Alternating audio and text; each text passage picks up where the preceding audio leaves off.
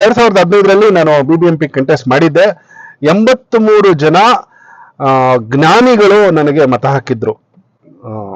ನಿಜವಾದಂತ ಈ ಸಮಾಜಕ್ಕೆ ಬೇಕಾದಂತ ಪ್ರಜೆಗಳು ನನಗೆ ಓಟ್ ಹಾಕಿದ್ರು. ಆದರೆ ಈ ಸತಿ ಮಾತ್ರ ಗೆಲ್ಲೋದು ನಿಶ್ಚಿತ. ಯಾಕೆ ಅಂತ ಬರುವ ವಿಡಿಯೋಗಳಲ್ಲಿ ನಾನು ನಿಮಗೆ ನಮಸ್ಕಾರ, ನನ್ನ ಹೆಸರು ರಾಕೇಶ್. ನಾನು ಪೊಲೀಸ್ ಆಗಬೇಕು ಅಂತ ಇದ್ದೆ. ಆದ್ರೆ ಈಗ ನಾನು ಈ ಸತಿ ಚುನಾವಣೆಗೆ ಸ್ಪರ್ಧೆ ಮಾಡ್ತೀನಿ. ಬರುವ ಚುನಾವಣೆಯಲ್ಲಿ ಅದು ಯಾವುದಾದ್ರೂ ಚುನಾವಣೆ ಆಗಿರಬಹುದು, BBMP ಇಂದ ಹಿಡಿದು ಯಾವುದಾದ್ರೂ ಆಗಿರಬಹುದು.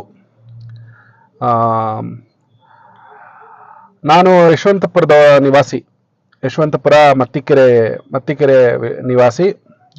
ಹುಟ್ಟಿದ್ದವಾಗಲೂ ಅಲ್ಲೇನೆ ನಾನು ನಿವಾಸಿ.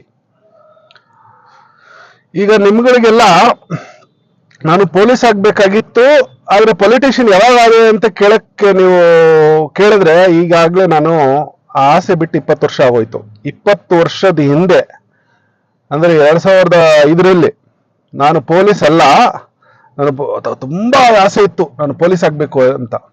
ಆದ್ರೆ ಪೊಲೀಸ್ ಬೇಡ, ಪೊಲೀಸ್ ಕೈಯಲ್ಲಿ ಏನೂ ಆಗಲ್ಲ, ಇದು ಪೊಲಿಟಿಷಿಯನ್ ಕೆಲಸ ಅಂತ ಅವತ್ತೇ ಯೋಚನೆ ಮಾಡಿದೆ. 2015ರಲ್ಲಿ ನಾನು BBMP ಕಂಟೆಸ್ಟ್ ಮಾಡಿದ್ದೆ.